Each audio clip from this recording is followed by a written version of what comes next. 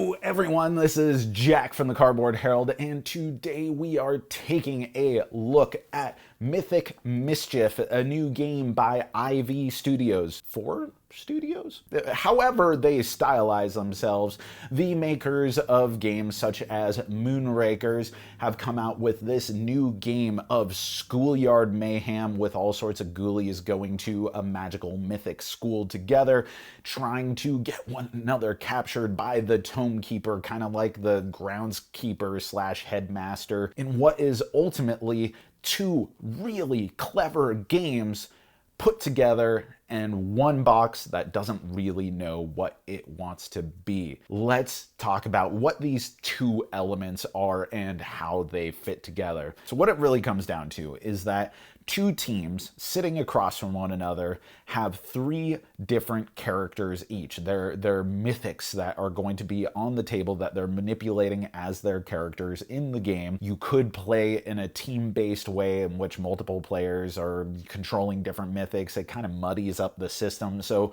I think it's best to really think about this as a head-to-head game. And the overall concept of the game is that players are manipulating features of the board, either their opponents, their own characters, or walls within the dungeon, so that the Tome Keeper at the end of either player's turn is going to be walking along its path. And if the Tome Keeper ever walks onto a space with one of the mythics, it captures it. If during your turn one of your opponent's mythics gets captured, then you gain a point. And then you go, so I set up the game so that the walls are set up in certain ways that the shortest path that the Tome Keeper can go is going to go in this direction. I'm going to set up my enemy mythics by dragging them around or tossing them around or making them disappear and reappear next to one of my other mythics. Any number of different manipulation actions that you can take, facilitating this acquisition until one player has 10 points, or you make it to the end of the game, after which you've completed the first before lunch round, you've changed the waypoints around to reflect the setup on the after lunch round card, and then you figure out who has the most points and that player wins. Now that is a cool concept. There's a cat and mouse game, there's a pathing game, there's an interesting spatial relationship, movement, manipulation game going on there. You have these clutter tokens throughout the dungeon that take 2 movement to move on top of, either for you or the Tome Keeper, which will affect how he paths his way over to the next waypoint. You move some walls around and suddenly he will go dramatically out of his way, rerouting his path anytime you start the Tome Keeper phase at the end of a player turn. It's cool, it's exciting. In a lot of ways, it feels like a really addictive mobile game or something that would take off on Steam that everyone is playing because it's immediately accessible and understandable what needs to happen. But that's where we get into the other aspect of the game, which is leveling up. In this box, there are 7 in fact, really great different factions, each with their asymmetric powers. Each has their own way of manipulating walls, of manipulating other players, and special one-time use mythic powers, as well as some sort of deployable power that is only available during the second round of the game. And each of these factions has their own board with rows that you put action dice into that are going to represent the number of actions that you can take in that respective row. If you want to move one space, then you spend a numerical value of 1 on a dice. If you need to move on to a cluttered space, you spend 2. And as you play, you can collect your own tomes, which are scattered throughout the board based off of the randomized setup during the before lunch and after lunch phases.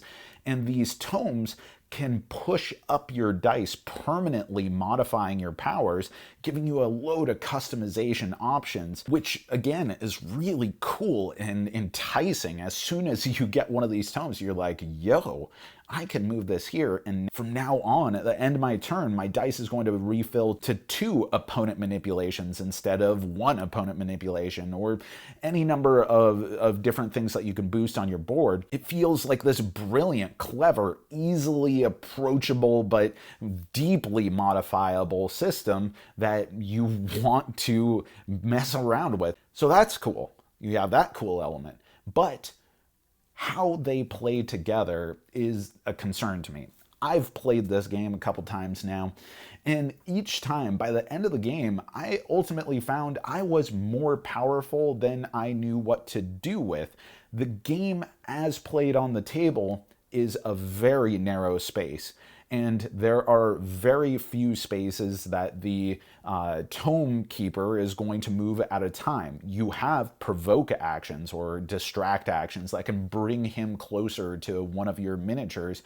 You have different ways of manipulating the walls that are significant and interesting, but sometimes you have more movement than you really know what you want to do with. All of this power accumulation and leveling up isn't always going to result in you having meaningful things to do with it, because the board is both small and simplistic. The level up system calls for a degree of minutia and nuance that the board doesn't really reflect. So either there's this desire for an incredibly simplistic and easily modifiable game that I think has the room for upgradable powers, but not to the granular level that the leveling up system is really meant for. Don't get me wrong, this is a game that has a lot of goofy fun, and the presentation and vibe of the game is so welcome, from the illustrations within the game and even the box here being extremely exciting and lush and inviting, to the miniatures, which have excellent sculpts, to the very theme itself, which is so bright and original and interesting, especially in this tabletop gaming space, that I really want to like this game on so many levels. But ultimately, the integration feels like maybe there were too many cooks in the kitchen when they were making this game, and feels like it doesn't really know what it wants to be. And as much as I wanted to like this game, as appealing as so many of the elements were, that is our final review. But let us know, what are some games that you thought you were going to love and you love individual concepts about, but you feel like the ultimate product just did not hold up?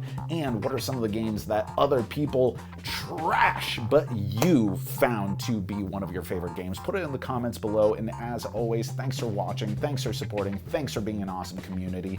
You know that I've been Jack for the Cardboard Herald.